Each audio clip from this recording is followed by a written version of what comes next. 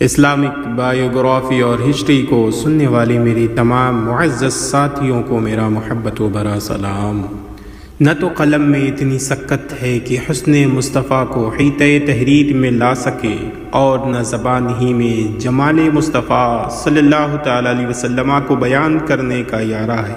سلطان عرب و عجم صلی اللہ تعالیٰ علیہ وسلم کی ذات ستودہ صفات محاسن ظاہری و باطنی کی جامع ہے۔ کائنات ارض و سماوات آپ صلی اللہ تعالیٰ علیہ وسلم کے حسن کے پرتو سے ہی فیضیاب ہے، اور آپ کی نسبت کے فیضان سے ہی کائنات رنگ و بو میں حسن کی خیرات تقسیم ہوتی ہے۔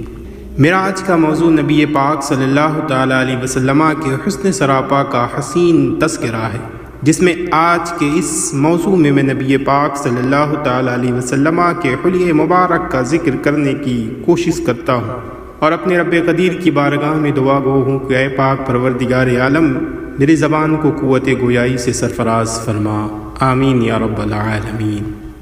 حضور نبی اکرم صلی اللہ تعالیٰ علیہ وسلم کے حسن لامحدود کا احاطہ ممکن نہیں۔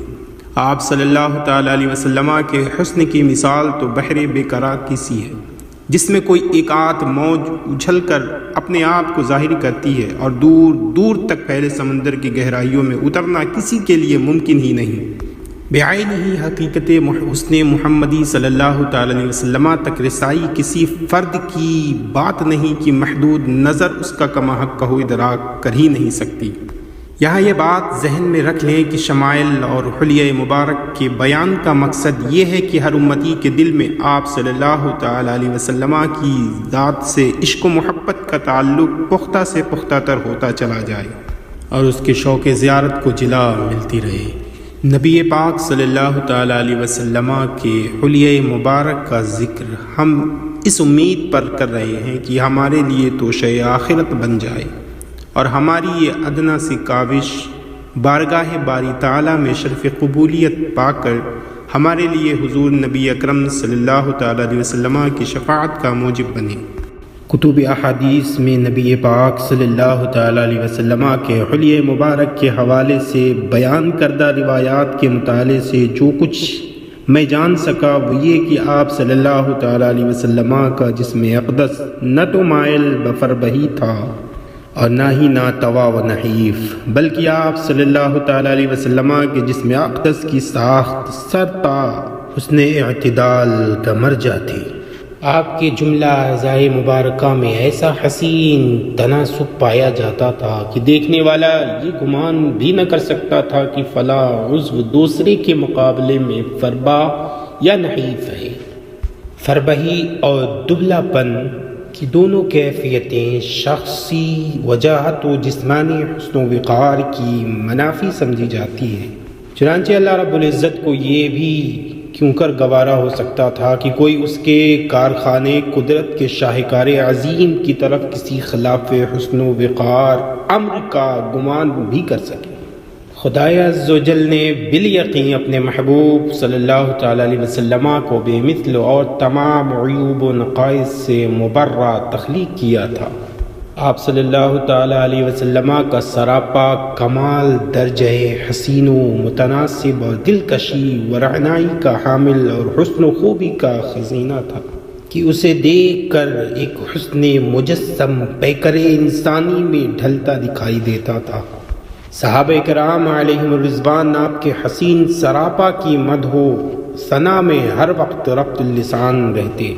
آپ سرور کائنات صلی اللہ تعالیٰ علیہ وسلم سرتا قدم حسن مجسم تھے، اور یہ فیصلہ کرنا محال تھا کہ حسن جسد اطہر کے کس کس مقام پر کمال حسن کی کن کن بلندیوں کو چھو رہا ہے۔ صحابہ کرام علیہم الرضوان آپ کے سراپائے حسن کو دیکھ کر بے خود اور مبہوت ہو کر رہ جاتے، اور آپ کے حسن سراپا کے بیان میں اپنے عجز اور کم مائگی کا اعتراف کرتے۔ حق تو یہ ہے کہ ذات مصطفی صلی اللہ تعالیٰ علیہ وسلم کا حسن سرمدی اظہار و بیان سے ماورا تھا، اور اہل عرب زمان و بیان کی فصاحت و بلاغت کے اپنے تمام تر دعووں کے باوجود بھی اسے کما حق کہو بیان کرنے سے عاجز تھے۔ تیرے آگے یوں ہیں دبے لچے فصحا عرب کے بڑے بڑے، کوئی جان منہ میں زبان نہیں بلکہ جسم میں جان نہیں۔ صحابہ کرام علیہم الرضوان حضور نبی اکرم صلی اللہ تعالیٰ علیہ وسلم کے سراپائے جمیل اور صورت زیبا کے دیدار سے اپنی آنکھوں کی پیاس بجھاتے تھے، اپنے من کی تشنگی کا مدادا کرتے، کشت دید و دل میں آپ کی محبت کے گلاب بوتے، اور آقائے دو جہاں صلی اللہ تعالیٰ علیہ وسلم کے دیدار سے انہیں سکون و طمانینت اور فرحت و راحت کی دولت نصیب ہوتی، ایمان کو حلاوت اور قلب و جاں کو تقویت ملتی۔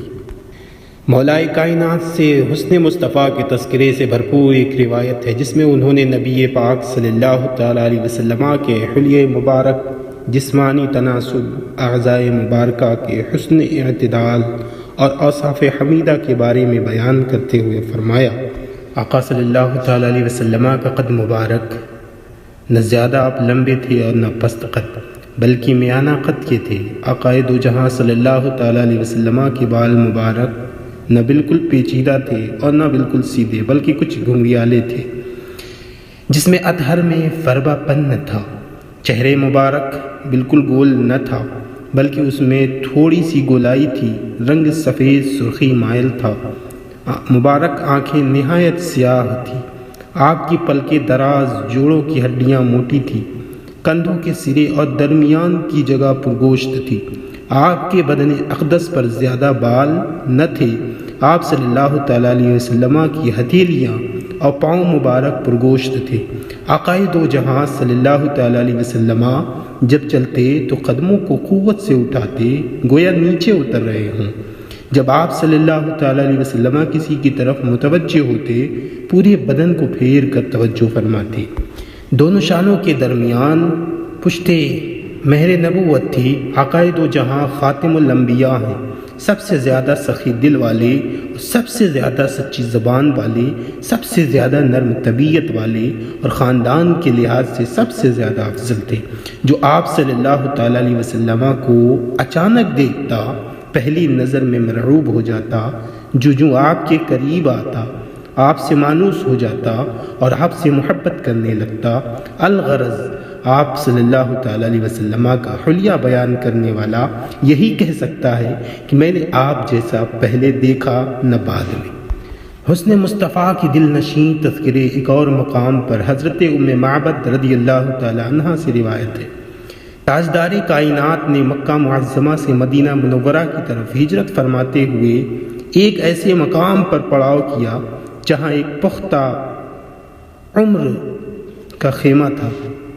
وہ اکثر مسافروں کی میزبانی کے فرائض بھی سر انجام دیا کرتی تھی۔ جس روز نبی آخر الزماں کا گزر وہاں سے ہوا، اس کا شوہر بھیڑ چرانے کے لیے باہر گیا ہوا تھا۔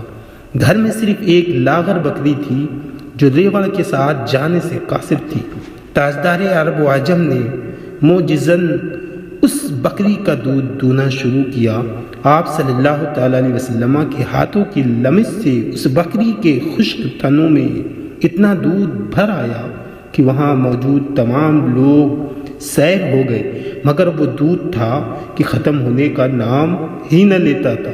ام معبد کا شوہر بکریاں چرانے کے بعد واپس آیا تو گھر میں دودھ سے لبالب برتن دیکھ کر دنگ رہ گیا۔ اس موقع پر ام معبد نے تاجدار کائنات کے اوصاف بیان کرتے ہوئے کہا، میں نے ایک ایسا شخص دیکھا جس کا حسن نمایاں اور چہرہ نہایت حساس، بشاش اور خوبصورت تھا، اور اخلاق اچھے تھے۔ نہ رنگ کی زیادہ سفیدی انہیں معیوب بنا رہی تھی، نہ گردن اور سر کا پتلا ہونا ان میں نقص پیدا کر رہا تھا۔ بہت خوبرو اور حسین تھے، آنکھیں سیاہ اور بڑی بڑی تھیں اور پلکیں لمبی تھیں۔ ان کی آواز گونجدار تھی، آنکھیں سیاہ و سرمگی تھی، دونوں ابرو باریک اور ملے ہوئے تھے، بالوں کی سیاہی خوب تیز تھی، گردن چمکدار اور داڑھی مبارک گھنی تھی۔ جب وہ خاموش ہوتے تو پروقار ہوتے، اور جب گفتگو فرماتے تو چہرے اقدس پر نور اور بارونق ہوتا۔ گفتگو گویا موتیوں کی لڑی جس سے موتی جھڑ رہے ہوں، گفتگو واضح ہوتی، نہ بے فائدہ ہوتی نہ بیہودہ، دور سے دیکھنے میں سب سے زیادہ بارعب اور جمیل نظر آتے، اور قریب سے دیکھیں تو سب سے زیادہ خوبرو، شیریں گفتار اور حسین دکھائی دیتے۔ قد درمیانہ تھا، نہ اتنا طویل کی آنکھوں کو برا لگے اور نہ اتنا پست کی آنکھیں معیوب جانے۔ آقائے دو جہاں صلی اللہ تعالیٰ علیہ وسلم دو شاخوں کے درمیان ایک شاخ تھے جو خوب سرسبز، شاداب اور قدآور ہو۔ ان کے ساتھی ان کے گرد حلقہ بنائے ہوئے تھے۔ جب آپ کچھ فرماتے تو وہ ہمہ گوش ہو کر غور سے سنتے، اور اگر آپ حکم دیتے تو وہ فوراً اسے بجا لاتے۔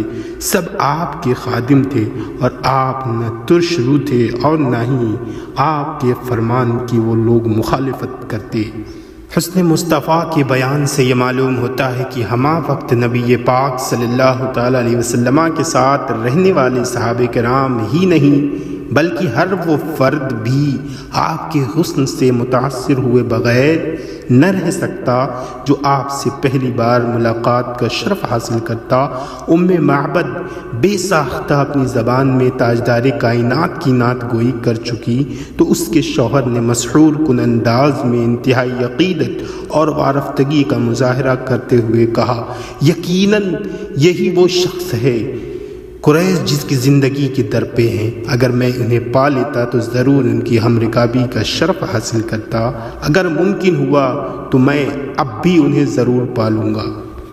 حضور نبی پاک صلی اللہ تعالیٰ علیہ وسلم کو پہلی نظر دیکھنے والا آپ کے سراپائے اقدس کی وجاہت اور بے پناہ حسن و جمال سے مبہوت ہو کر رہ جاتا، لیکن جوں وہ آپ سے قریب ہوتا آپ کی پرکشش اور جاذب نظر شخصیت سے مسحور ہو کر آپ کا غلام ہو جاتا، جسے ایک بار آپ صلی اللہ تعالیٰ علیہ وسلم کے قرب کی نعمت میسر آتی وہ ہمیشہ کے لیے آپ کا غلام ہو جاتا، اور اس پر آپ صلی اللہ تعالیٰ علیہ وسلم سے جدائی اس کی ذات پر انتہائی شاک گزرتی۔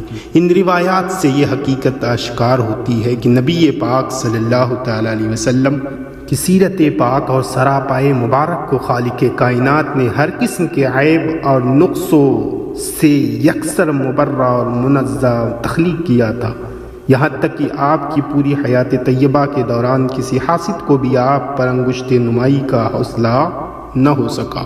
آپ کے سراپائے حسن و جمال کو بیان کرنے کے لیے اہل قلب و نظر نے فصاحت و بلاغت کے دریا بہا دیے، شاعروں نے خامہ فرسائی کی حد کر دی، لیکن کوئی بھی اس محبت حسن الہی کی رعنائیوں کا احاطہ نہ کر سکا، اور بالآخر سب کو اپنے عجز اور کم مائگی کا اعتراف کرنا پڑا۔ کسی نے یوں کہا، حسن یوسف دم عیسیٰ ید بیضا داری، آنچ خوبا ہمہ دارند تو تنہا داری۔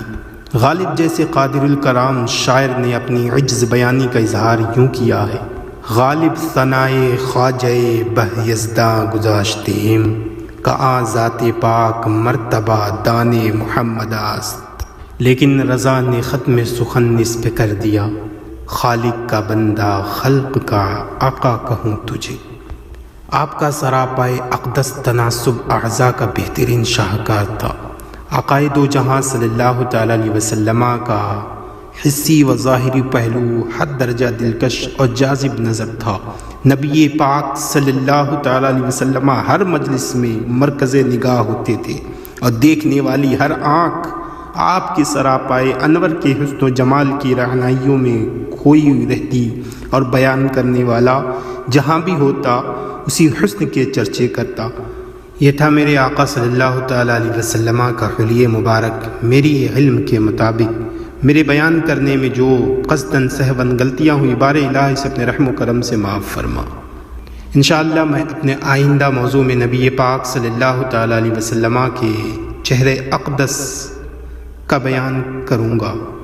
میں اپنے تمام نئے دوستوں سے گزارش کرتا ہوں کہ وہ میرے چینل کو سبسکرائب کریں، اور میرا بیان آپ کو کیسا لگا کمنٹ میں لکھیں اور میری حوصلہ افزائی کریں۔ السلام علیکم ورحمۃ اللہ وبرکاتہ۔